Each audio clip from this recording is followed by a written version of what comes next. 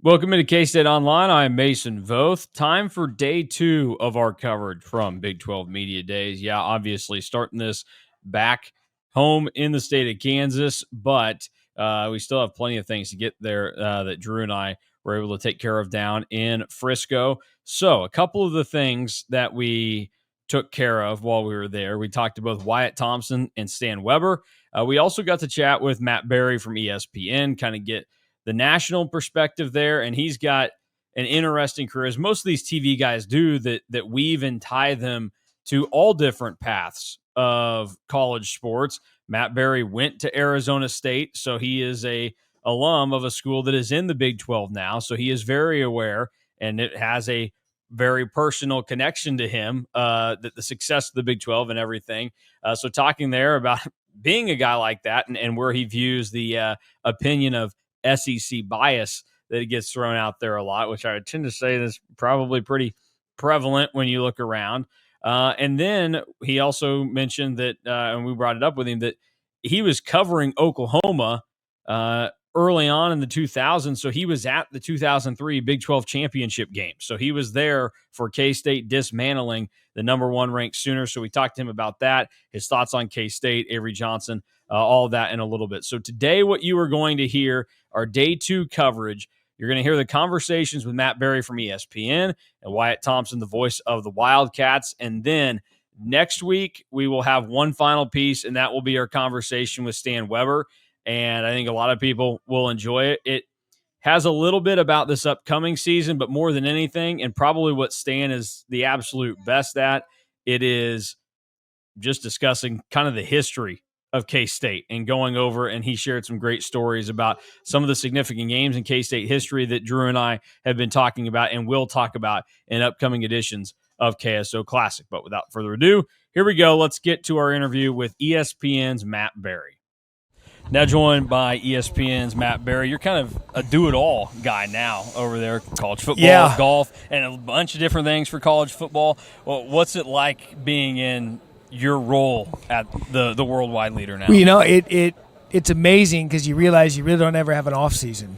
You know, I love it. College football is my passion. You go through that season, which is now extended with the playoff of the national championship, and then in the midst of all that, we were launching TGL, and so we were getting ready for TGL, and I was doing TGL matches in college football, and then flew the Tuesday morning after the national championship out of Atlanta to get to Florida for TGL, and you just keep going, and it's fun because, I mean, how lucky are we to be able to talk about the stuff that we love? Think about everything going on right now. We're not landing planes. We're not clipping aorta valves. We're not doing any of that. We're getting to talk about sports. So to be able to do it, I'll be tired to do my job 365 days a year, and I love every second of it. So obviously we cover K-State full time. We were reading up on you. We obviously knew a little bit about your background, but on your ESPN bio, it talked about Lawton, Oklahoma, and covering the 03 and 04 Big 12 championship. That's right. Game. So what was it like covering the 03 championship game from an Oklahoma perspective? Well, that was the year. You might remember Jason White won the Heisman Trophy that year, and there were a lot of people that thought that Oklahoma team was the greatest team to ever put on shoulder pads. And so it was the Darren Sproles team, I believe. It was that Michael Bishop. That was L. Roberson. Roberson. So there was a thought that no matter what, Oklahoma was getting in this BCS era now. And so I remember being out there. It was cold. It was in Kansas City. And I think Oklahoma thought that they were in no matter what, and it showed. And I just remember being, first of all, freezing. And second of all, wondering how this team got beat so badly. But that's when Coach Snyder had it going. I mean, Kansas State is still, I believe, one of the great reclamation projects in college football history. And some of the guys that have gone through there and how he was able to build that thing from candidly the doormat to build it into an annual contender in the Big 12 and to see that team win and take down Big Bag Oklahoma. I mean, that was something else. So then moving forward all 22 years to where we are now, there's a lot of talk of people, especially, this part of the country, the SEC bias, especially like to throw that on you guys from ESPN. Yeah. Where do you perceive the Big 12 in a school like K-State these days? It's a good question because what happened when Oklahoma and Texas left the Big 12 is, this is just honest. Those are two huge football brands, okay, with national championships in history, Heisman Trophy winners. What was left was a conference that was really left to die. I mean, there were people that thought the Big 12 was done. And so they had to go in and start pulling in a couple of rounds of realignment, and then they got the gift from the Pac-12 and were able to bring those in. But still, as we sit here, and this isn't a slight on anyone in the league, I'm an alum of one of the teams, there isn't that big powerhouse football brand. And I think that's where people nationally have a hard time. Now, those of us who know the league and cover the league, we know there's damn good football here. We know there's good coaches. We know all that. The national perspective is different. But I can tell you, working at ESPN for 13 years, that all of my college football people, all the game day guys, everybody, they know. They know there's football in this league. They know that Kansas State with Avery Johnson coming back and Dylan Edwards, the kid from Wichita, they know. Like, we've seen Chris Kleiman win national championships at North Dakota State. He's a hell of a coach.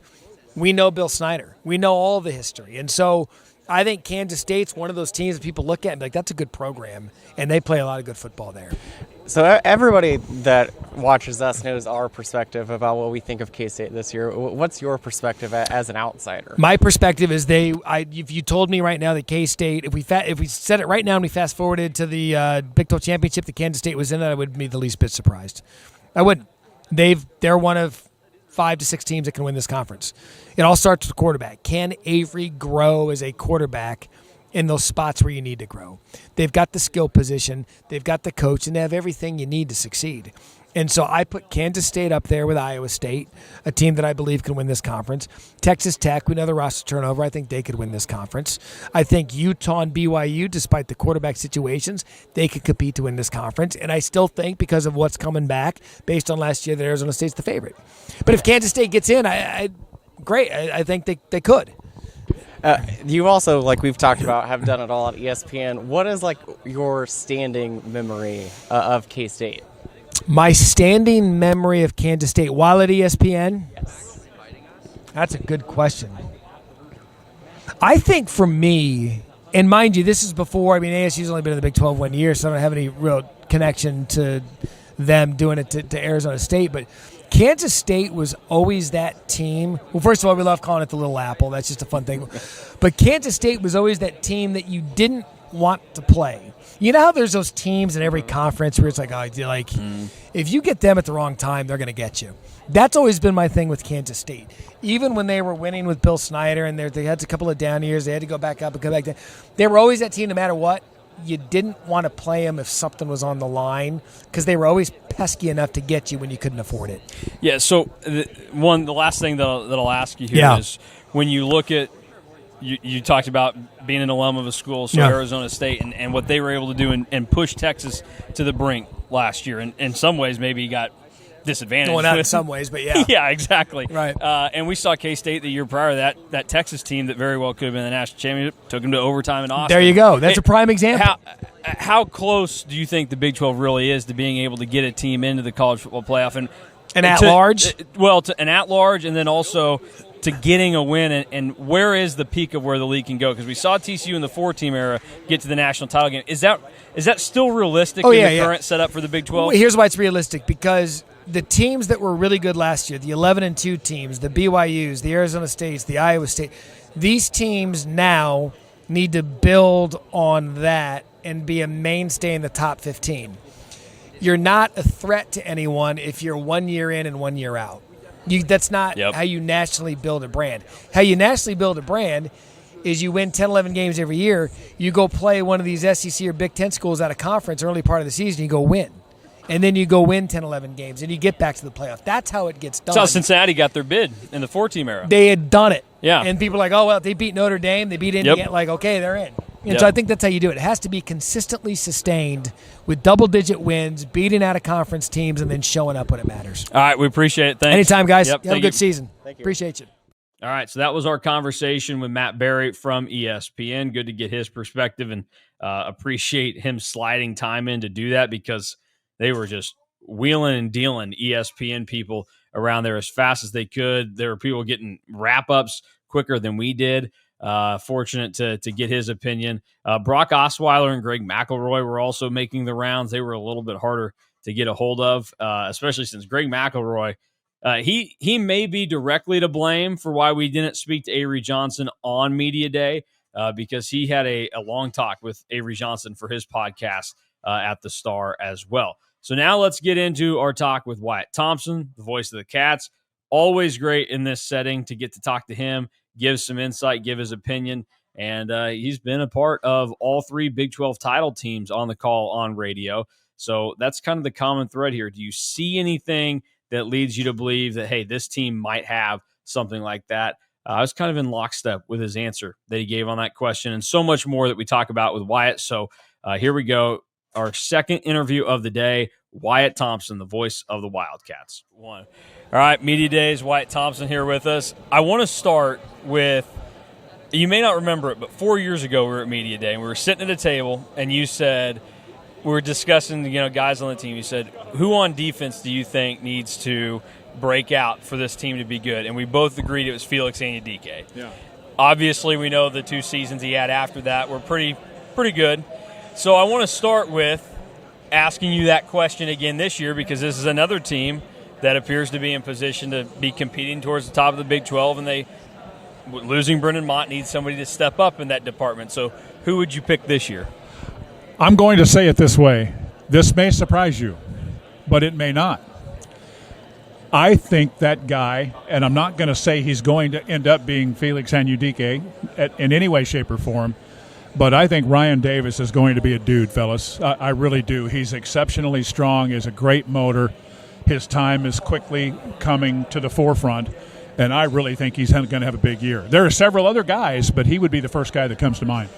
On the offensive side of things, do you have somebody there that you've picked up on already that you're excited about to see in purple? There were a lot of guys that I was very impressed with in the springtime. Maybe none more so than Jerron Tibbs. I really liked everything about him. One, he's a specimen. Two, and I'm not stretching this in any way, he caught everything in the spring. Knock on wood. I'm not trying to jinx him at all, but he was really good. Bradley was good. We've got other candidates there, Jamiri Davis, whoever it might be, but I really like Tibbs a lot. He's terrific. Everybody kind of knows our opinion by now about like what we think of this team. What do you think is something that you're still kind of ironing out and wanting to see more during the fall? And like, what are your questions for this team? I think for me, I'll do one offense, one defense. I think for me, I'm really excited about the cornerback position, although a lot of people are going to look at that as a real question mark, and I get it. You lose Jacob Parrish, you lose Keenan Garber, right? But we saw, and Coach Kleiman talked about this at his presser earlier today, that Zayshawn Rich is going to be a really, really fine player. I think Donovan McIntosh the same. I think we'd be talking more about Kenigel Thomas had he not been dinged up so much last year. And we haven't. There's 3 guys right there, and we haven't talked about Jaden Rowe and some of those types of guys. I like the depth there, but that is going to be the question mark, I think, for the defense. I love the front group. I think the linebacking core should be really, really rock solid. But people are going to hone in and focus on those corners. I'm sure you guys would agree with that. On the offensive side, it depends on who you're talking to. Some would say, well, those receivers have to be better. And I don't disagree. I get it. But I think that's almost a given that they're going to be deeper and better there. I love Jace. I think he's got a chance to be really, really even better. The way they can use a guy like Lincoln Cure, and I'm going to throw him out there right away, or whether it's one of those tight ends and flex them out or whatever it might be, then you throw Dylan into the mix, Joe Jackson. There's just a lot of guys around that I think will make it easier for Avery Johnson to be the guy. So to me, the real question is going to be the integration of a new offensive line and the fact that you've got not only a lot of new pieces there, but you have a new guy that's in charge of that room, who I think people are going to really appreciate Brian LePack in time. He's a bright young coach. I think he's going to do well. But I'm anxious. I love Fitzpatrick in the spring. I'm anxious to see those 3 other guys in the fall, especially the 2 later guys, the Penn State kid and the Pitt guy. But people are going to ask about the offensive line until we start playing and winning games, I think. And then you've seen some practices so far. What's the biggest difference in your eyes from Coach Wells to Coach Riley and to Coach Klein about how they all teach offense? That's a really good question. It's a little bit difficult for me to answer with Connor because I think he was in such a uniquely different position, I'll say. Everybody knows what kind of offensive line guy he was. But I think it was a transitional thing trying to figure out, where he belonged, whether on the field, in the press box, whatever. And it's hard to do one job, more or less 2 in a different environment, if that makes sense, right? Yeah. You agree? I mean, I love Connor, and I think he's a terrific football coach. You don't get hired in the NFL if you don't know what you're doing, and he coached a lot of guys. But with that said, as I mentioned, I like LePac. But it's hard not to like Matt Wells and the relationship that you see that he has with his players. Everybody talks about Avery Johnson, and I get it. I'm one of them. Yeah. But I do think behind Avery, you've got some guys, and I'll just mention a couple here because I think Knuth got really a lot better in the springtime, and I'm anxious to see what he looks like when camp starts. And I'll be honest with you, I've liked Blake Barnett since I first saw him practice the very first time he was there. And the first time he was there, you might remember, he was coming off of an injury in the state championship game in Colorado. But he's strong. He's a real competitive guy, spins it a lot better than a lot of people know. I'm glowingly talking about this team, and I always do.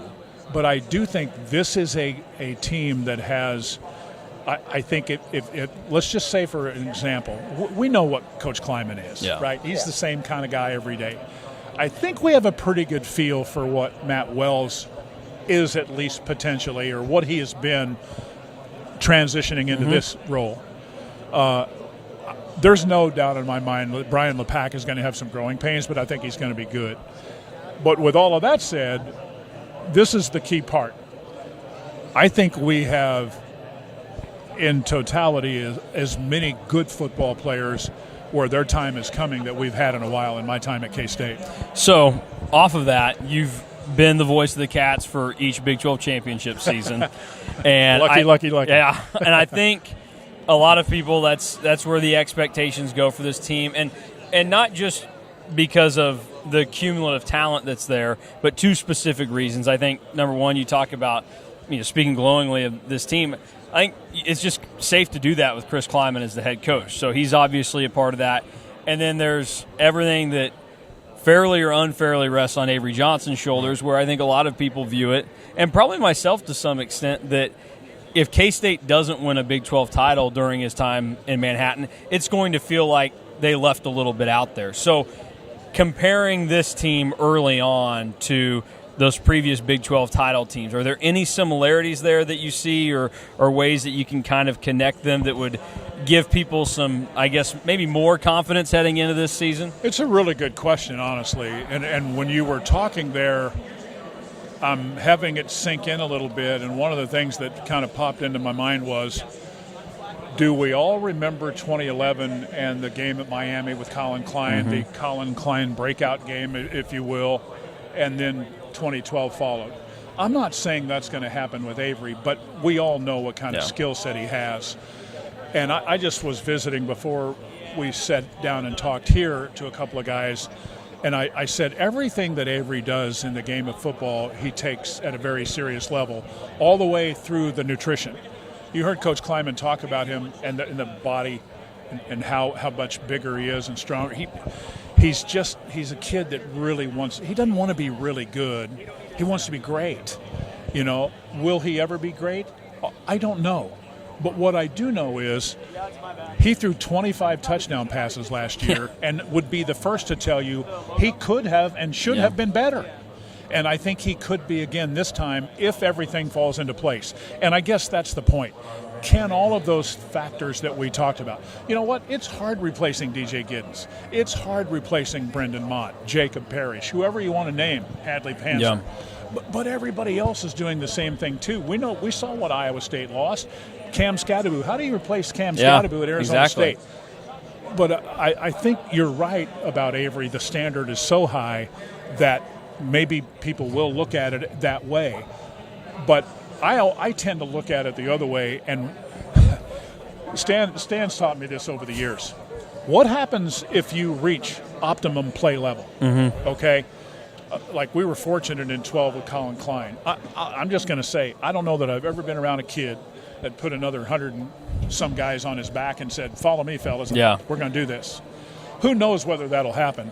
But I at least like the chances. Well, and so what I would say on that front in a couple of ways is you talk about, Avery throwing 25 touchdowns last year, single season record at K-State. As a sophomore. Yeah, and that's one of the things that I've pointed out this year is if you thought that what Avery Johnson did last year was underwhelming or wasn't good or great, that's actually a good sign for what's to come because he was still young. And I think it takes these quarterbacks, they have to have that year and that experience of starting. It's a different deal.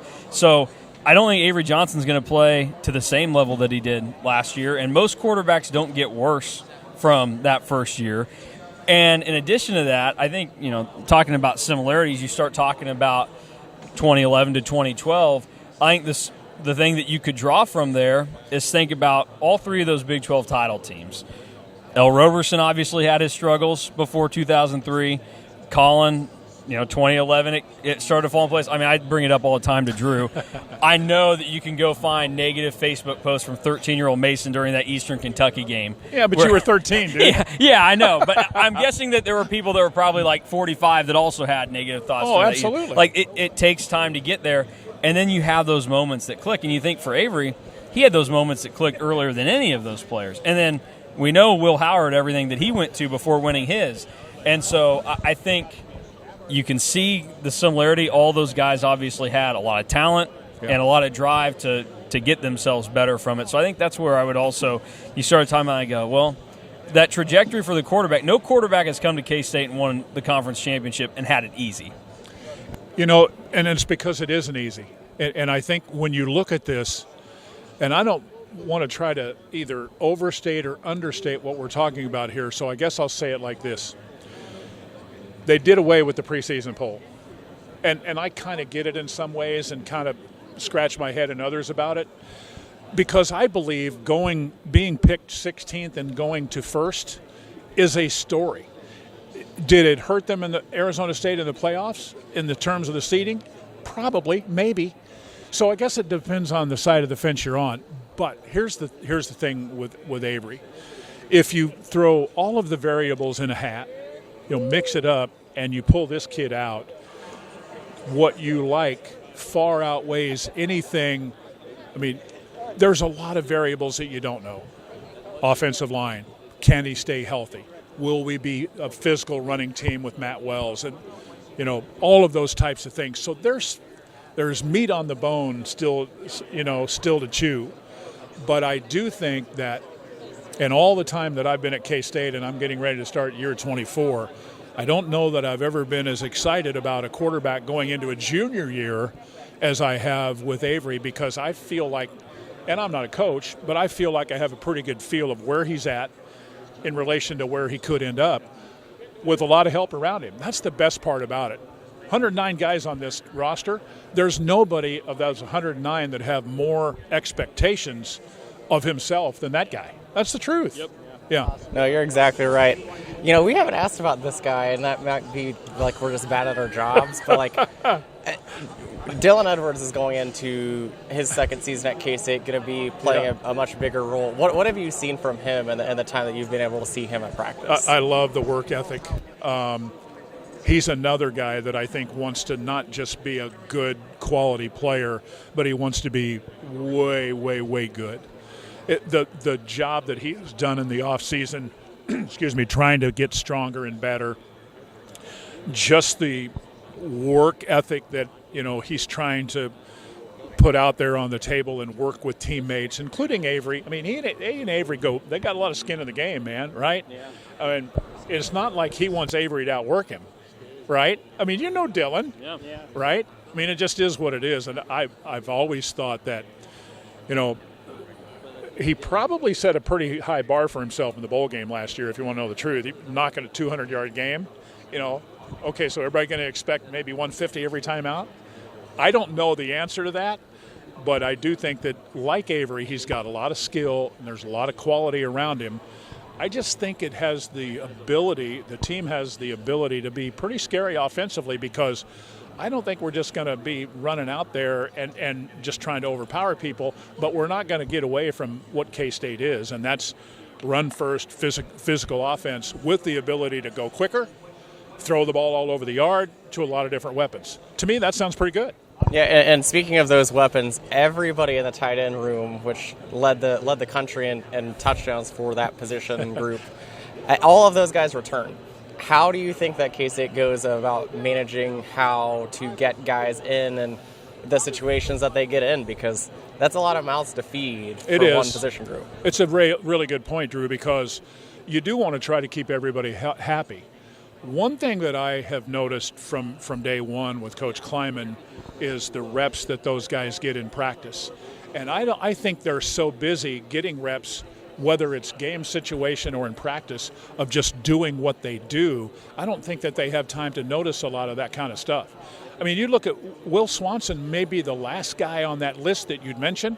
He was first-team preseason All Big 12, right? Yeah. I mean, it surprised me. I don't know if it surprised you or not, and I'm not saying he can't play. He's probably the best blocker of the group. He's probably improved as much as a player in his time at K-State as anybody, at least to this point, is full well knowing what Oakley and Lofton, Ancio, Metzger, Cure all have in the tank, or at least potentially. All right, we've been doing a series throughout the summer. We're doing it all the way up to kickoff in Ireland, where it's called KSO Classic, and we go back and we watch an old K-State game, and that Friday we talk about it. We have a bunch of different categories we go over. So far, what we did, we started with 03 Nebraska, figured that was a good one to start with. 2009 KU, and then last week 2006 Texas. So we've got more coming up, and I wanted to get your take on a couple of them from your perspective and anything you remember from it. This Friday, we're talking 2008 USC, that NCAA tournament game with Beasley and Walker and Clint Stewart and all those guys. What do you remember? Maybe not specifically just from that game, but that season and that build up to that point, because I was in fourth grade when that happened, and I think that was the best day of my life. Getting to see K-State win an NCAA tournament game and the build-up for that, and especially since I remember, I was young, but 07, watching the selection show and thinking K-State, it might be in, and then Texas Tech got in that year, and I don't know if the thought was K-State should definitely be in, or they put Tech in over K-State, but what do you remember from that 08 team and getting to that NCAA tournament game with USC? I think what I remember the most is just the immediate impact and the upgrade of ability to start with. That's the easy answer, right? I mean, I look back on that time, and I don't know that I had the appreciation for it then that I do now. If you go back and you look at that year that Michael Beasley played, the numbers are astonishing. I mean, one of the greatest games I think I've ever seen in my career was his freshman year at Oklahoma. Yeah. Those two guys played in the league for – Mike didn't have the best career in terms of what he really wanted, but you could see the skill. And I remember saying to Hugs one time at practice, I said, Bill Walker's insane. And he goes, big boy, you should have seen him before he tore his ACL. But now you transition through that year and all those kind of things. And then remember, A.J. Mayo was a guy that a lot of people thought was going to come to K-State, and they were so geeked to play in that game. And they were really fired up about it. It was a heck of a game and a heck of a win. Yeah. Yep, that's kind of what stands out to me. And then, of course, Wisconsin for a stretch there. Always waiting in the second round. Oh, yeah. they were so big and tough and physical. Yeah. They were really well coached. You've heard of system teams. That's exactly what they were. Physicality, rebound positioning, all of those kind of things. That was a kind of a tough day. And when you get to that level, you're going to run into some of that once in a while. That's just reality. So a couple of the other games that we got coming up, we were talking, and you mentioned it already, that Miami game in 2011. Yeah. 2011 had so many games that you can. Yeah, we're going to do the full season there. It warrants it. So from that 2011 season, what are some things that still stick out to you? I mean, obviously, I'm sure specific games like Miami and Texas A&M, that was probably a marathon for you guys up there. What stands out about that 2011 season? Well, you took the words out of my mouth with A&M. I've been so fortunate in my career to do really high-level regular season games, bowl games, championship games, those types of things. And that game was, I mean, the word classic is probably overused, but how can that not be that? Right? Yeah. I mean, that was as good a college football game as you could possibly fathom or want on one 3.5-hour afternoon or evening or whatever, right? I mean, you live for those. That whole season, though, I think that's why 12 ended up being so cool, too, because going into 2012, you knew what had just transpired and that no guarantees, right? But, hey, they got a chance here to do something really amazing. And, again, the leaders, I mean, I always like to tell the story about interviewing Arthur Brown and Colin Klein after a practice for a preseason show. And they were already tuckered out after a 3-hour practice. The last thing they wanted to do was talk to me. And they did. And as they walked away, I'm thinking, how blessed are we to have those two guys as the leader of one group and the other played out just fine. I'm taking it. The two others that I want to hit on with you, and when we get Stan over here, we've got some others to ask him about. You can ask him anything. Oh yeah, we're excited to hear his. His memory's way better than mine. We already did one game that involved Daniel Thomas, which was fantastic, but it was a little bit quieter because it was that 09 KU game, and that was more of a grind for the players back then for us to watch in 2025. Not a lot of fireworks, but we're going to do 2010 UCLA because that's one of the best Daniel Thomas games of all time. What do you remember from that season opener in 2010? Because that was a significant K-State team to get back to a bowl game and everything they did. That was another team that I mean, you want to talk about teams and players that are undervalued. There's two perfect examples from my perspective. We've had a lot of good football players at K-State and running backs in the time that I've been around. Yeah. And I always have said that Daniel Thomas and John Hubert were the two most underrated guys in terms of just the production and the toughness and the ability to do so many things. Not just – both had the things you want. You know, they could run, they had great vision and all of that, but just the drive to be really good. I mean, if you didn't talk to them very much, you might not necessarily know that, but I love the skill set and just the makeup of both of those guys. I hope that answers the question. They were I'd take two more just like and to keep drawing off the parallels, like you think about what ran into success there, those were two running backs that, you know, top 5 rushers in K-State history. Yeah. They go back to back, so maybe them bleeding into each other kind of holds back people's memories of where they rank all time. And same type of thing for Deuce Vaughn to DJ Giddens, because I think DJ gets overlooked a lot in that. And now Dylan Edwards has to do the exact same thing where, you know, at least for Daniel Thomas and John Hubert, it was Daniel Thomas. All right, John Hubert. Deuce was there, and then, DJ's good enough. He still had, 600-some yards that in 2022, and think about DJ and Dylan together. Like you said that perfectly, because think about the year that Deuce had. And in Deuce's final year, that guy has almost 600 rushing yards, and it's like that was maybe the quietest 600 yards or 550 or whatever it was in the history of K-State football.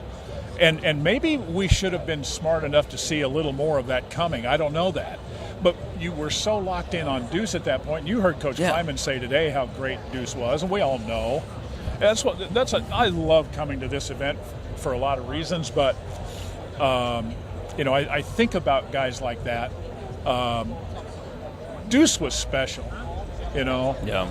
But those other guys were special in their own way too, and I just always have appreciated those guys that maybe are a little underappreciated. I think if you've lined up 10 K-State diehard fans, and you said, give me the 5 best running backs in K-State history, maybe on some of the list you'd get a Hubert or a Daniel Thomas. Yeah.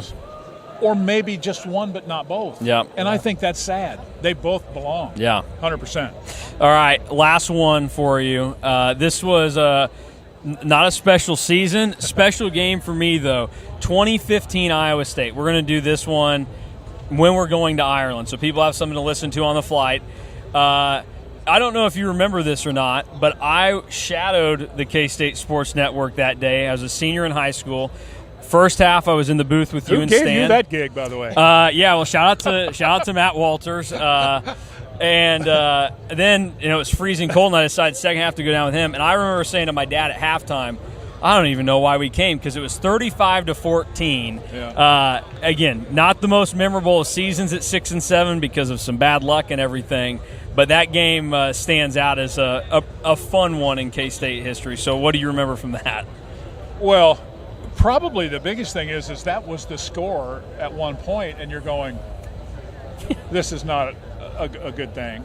There's no reason to look at it any other way. But both coaches were asked about the K-State-Iowa State rivalry here today, and that would be a part of it. Mm-hmm. Think about some of the games and how they've been decided, and the closeness of games, and the snow game. And, we've won a majority of those, but we've lost a couple, 2 or 3 here lately that really sting, right? But give Iowa State a lot of credit. I think Coach Campbell does not get enough credit for what he's done there. I mean that sincerely. I know he's not a guy that when you talk about the great coaches in the league that maybe he doesn't get mentioned as much as he should, but they win games. He's got good coordinators. They do it very similarly to what K-State does. So I'm not necessarily answering the question specifically, other than to say I really appreciate what both of them, and they don't like each other very much anymore, and that's good. And to kind of go off that, though, you think about it, like this is I think there are some coaches in the league now that they're so good at what they do that people have started to kind of overlook or think less of them. So I think Chris Kleiman's in that category. I think Matt Campbell. I think Lance Leipold could creep into that territory. If KU just kind of stables off at 6 wins, 7 wins, I think people would start to go, but the jobs that these guys have done to their level, and it's all relative. So like for Chris Kleiman, I think it's got to be an 8-9 baseline for him. Yeah. But you talk Matt Campbell or Lance Leipold, like those were tougher jobs to inherit than what Chris Kleiman, and he had a tough one when he took over at K-State. No doubt. Because we know the first time it did not go so well following Bill Snyder. And we know that Gene hit it out of the park to find the right guy to follow up a dude like that, and obviously the other schools have. So I think it's interesting to think about how many coaches in this league have upped the perception of their programs and in some way maybe been a detriment to what their fans think of them at some times. Yeah, and I think you could probably add a few more coaches in this league to that mix. As Kenny Dillingham was walking off the stage, I'm sitting between Stan Weber to my left and Brian Estridge, my counterpart at TCU. And I said, guys, I think all three are on the table. Is he going to be good, really good, or great? Yeah. We don't know yet. But you like his makeup. Yep. You like his toughness, his ability to lead. And those were some of the things that he talked about. What do we know about Joey McGuire? How good is he going to be? You mentioned Lance. Lance could be just scratching the surface. We don't know that. I don't know how many more you want to talk about, but you know what? Dave Aranda was on the hot seat this time a year ago. He's not now. Well, and you think, like, Mike Gundy's obviously been phenomenal at Oklahoma 100%, State. yeah. But he's also in a position now where his own success has put him in a questionable position, or Gary Patterson, I think it ultimately did him in at TCU, what he built.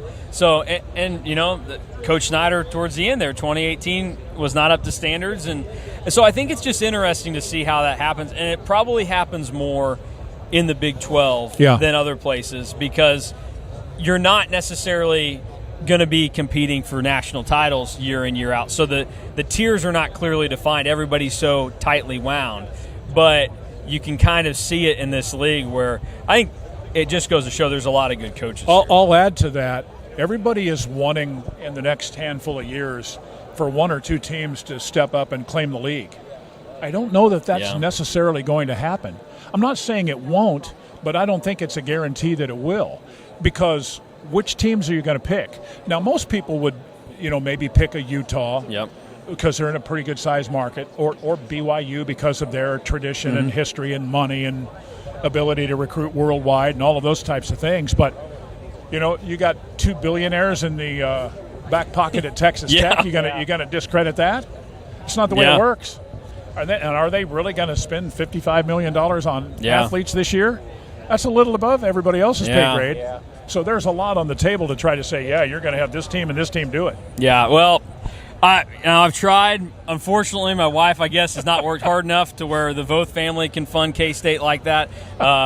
Maybe one day. Not this generation of Voths. Maybe the next ones. Yeah, we'll get there eventually. All right, we've taken up a lot of your time today. We always appreciate it, and great to talk with you. You too, brother. Appreciate it. All right. Thank you, guys. Appreciate it. All right.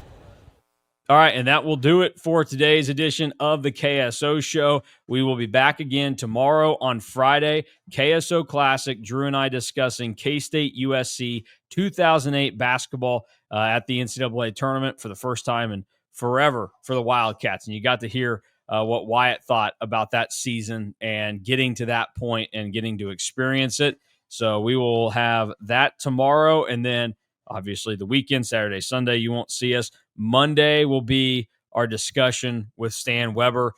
We went for over 30 minutes with Stan, and just great to hear, again, the historical side of things that he's so good with his recall. So that's what's on the horizon for K-State Online. If you would like, you probably need to, head over to KStateOnline.com and On3 for the most extensive coverage of the Cats and college athletics as a whole. You get your first week for just $1 if you sign up today. So be sure to do that. And also make sure that you check out the national content. Brett McMurphy from On3, he was there covering things. Andy Staples and Ari Wasserman from On3 were also there. So they have back-to-back days, actually maybe even 3 days now, of Big 12 specific coverage on their show that they do daily for On3. So a lot of Big 12 coverage, not just from the local and regional teams that were there. National people were there, boots on the ground, and cared about the Big 12. It was probably the most packed national scene that we had seen at Big 12 Media Day in a couple of years now. A lot of that has to do, Pete Thamel did a story on the quarterbacks in the Big 12, that the Big 12 is loaded in a really strong quarterback class in general this year with a lot of guys that could pop. So check out all that. And also a good reminder for everybody to go to cats2ireland.com for your travel, hospitality, and ticket info. Really getting close to those last chances. I don't know how much time you need to schedule an international trip, but now might be a good time to get on top of it if you're still thinking about wanting to go. If you want to see the Cats, the Clones, 2025 Aer Lingus College Football Classic. So that will do it for today's episode of the KSO Show. We are back again on Friday, KSO Classic, and then again on Monday, talking to Stan Weber. And sometime in the near future, we will also get our one-on-one time with Avery Johnson as well.